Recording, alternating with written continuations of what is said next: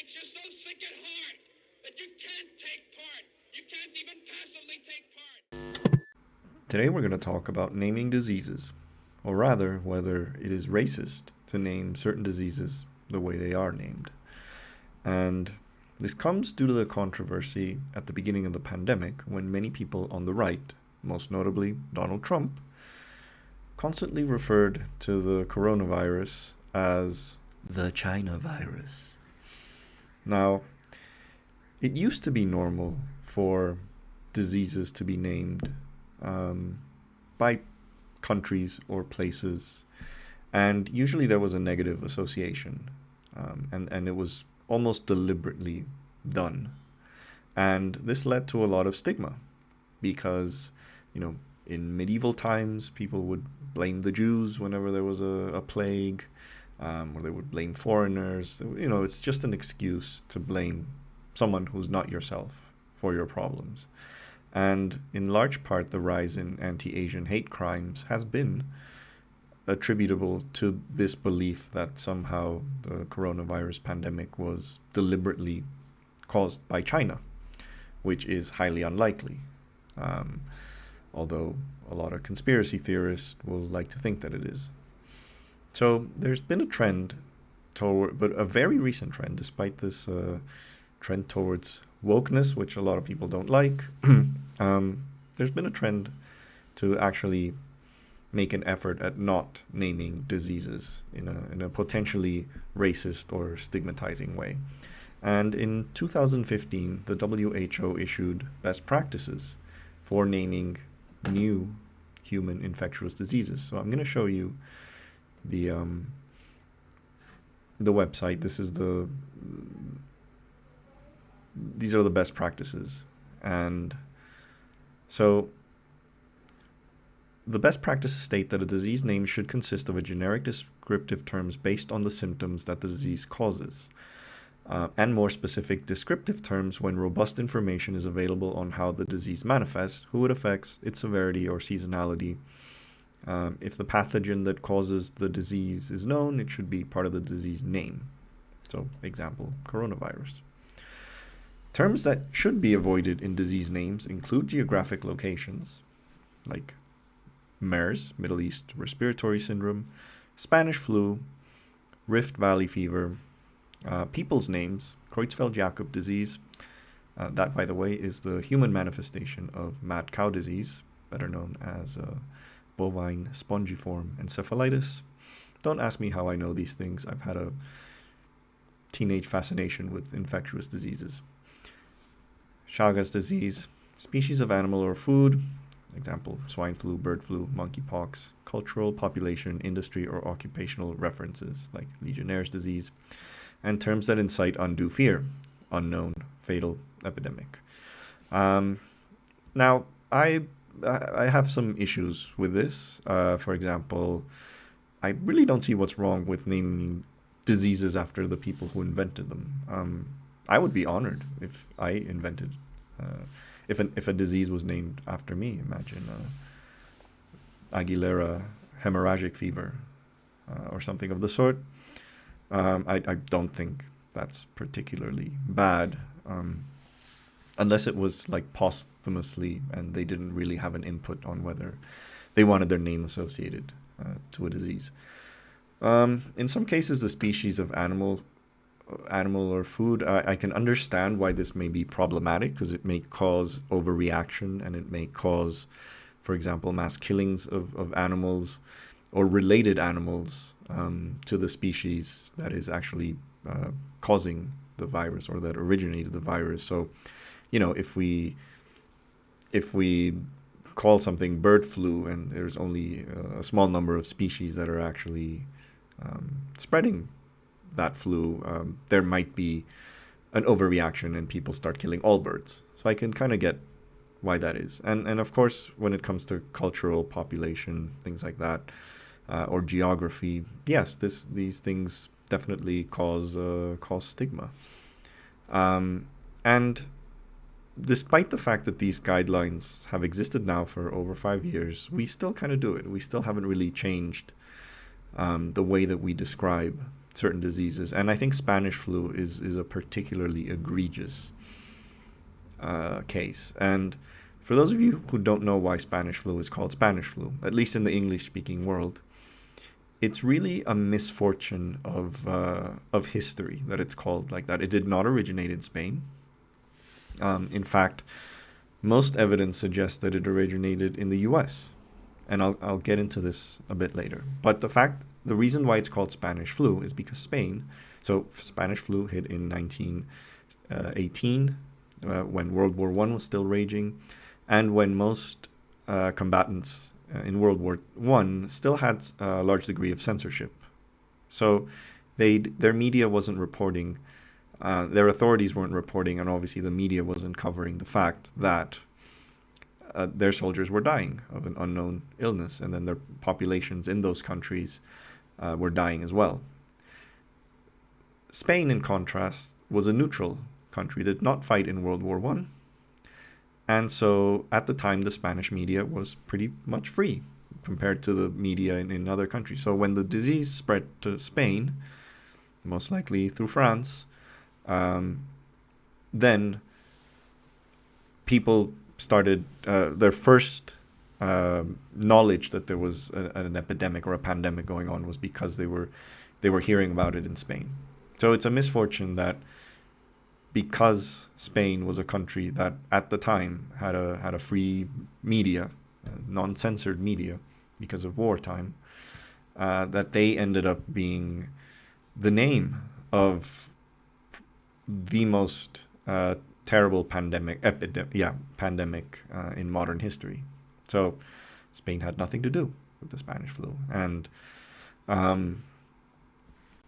here's an actual article from the like a actual journal article, which gives the case, supports the case that the origin of the Spanish flu was actually in Haskell County, Kansas. It was a staging area for U.S. troops during World War I, which then spread to other army bases in the continental U.S., and then they started spreading it in Europe as they started arriving in Europe. And it is telling that one of the first outbreaks that occurred in Europe was in Brest, France, which was one of the ports where American troops would be arriving. And then it spread throughout Allied bases in France and in Britain, etc. You got to understand that obviously during war, obviously sanitary conditions are not great, and that's how the disease spread so quickly at the time. So, but we don't call it the Kansas flu, do we? And we don't call it the American flu, despite the fact that almost every other flu pandemic of the 20th century, we've called it by the name of where it came from. The Hong Kong flu, for example, or the Russian flu. So we're really quick at assigning names of diseases when it's not, the big Western countries like the U.S. or Britain or France. We leave it to the brown countries or the sort of second-rate European countries like Spain, which at the time was rather poor by European standards. And there was a lot of racism within white people at the time. Not every white person was considered the same, and during late 19th, early 20th century, there was often some very racist distinctions within white people, and like Mediterranean whites were seen as lesser than Northern Europeans. So it's not surprising that Spain was kind of the, despite being a white country, was still nevertheless kind of branded as not white enough, and therefore merited having a pandemic named after it. But yeah, we still look at the media. No, there's been no effort whatsoever. There's been no effort whatsoever to not call this the Spanish flu at all. And there hasn't been any official effort at renaming the Spanish flu to something else.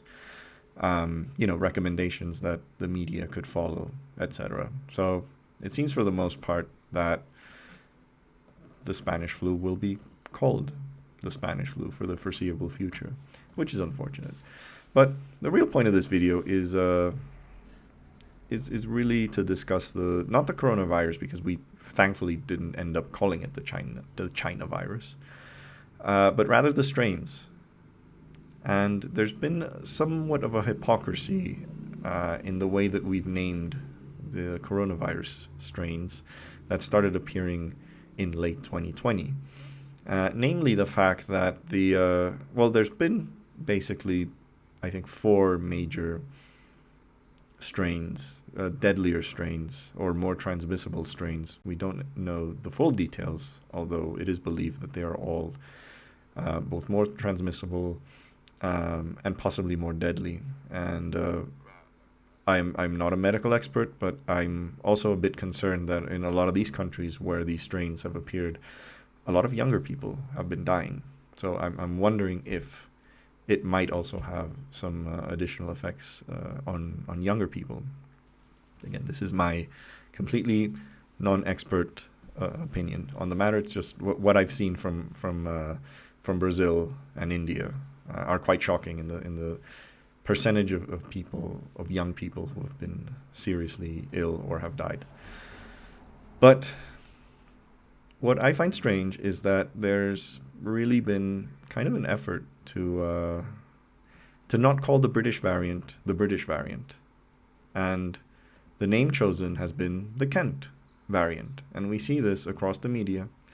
It's rarely called the British variant or the UK variant, but usually the Kent variant. And Kent, obviously, a lot of people might not know. Probably, I guess, the majority of people around the world will not know where Kent is. So there's not an immediate association with Britain, unless it had been called, say, the London variant or something of the sort. But Kent seems pretty sufficiently disassociated with Britain that it isn't Britain, that it isn't the British strain. And yet we call the Indian strain the Indian strain, and we call the Brazilian strain the Brazilian strain as well. So we're happy to label those strains by their countries, while there's an effort to sort of kind of keep the British strain non-British for obvious reasons. And I do think this is slightly racist. Like, I do think that when you name a disease after yourself, or when you have a disease named after your country, disease symbolizes filth. It symbolizes dirtiness, uncleanliness, qualities that are definitely not positive by any stretch of the imagination. And you don't want to associate your country with filth or sickness. So if we're so eager to call other countries, especially third world countries, call diseases after those countries, then we should have the same standard. That's all I'm calling for. Either we don't call them all, we find a specific name for them that doesn't sort of disassociates them. And I've heard on occasion, for example, the Brazil variant being called the Manaus variant, because apparently it was found initially in around Manaus, which is in the Amazon.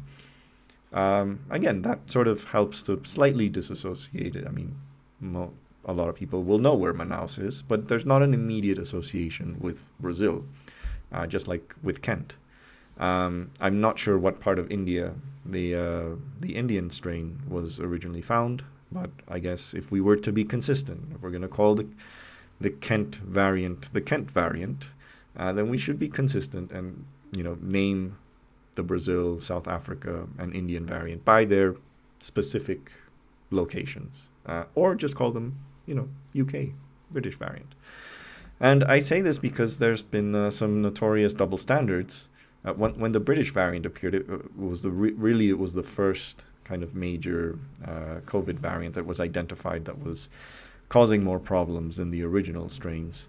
There was quite a backlash by a lot of people, especially, of course, right-wingers, when they started seeing in the media it being called the British virus or the British strain. So this is Roger Helmer. He's an MEP from originally the Conservative Party and then UKIP, of course.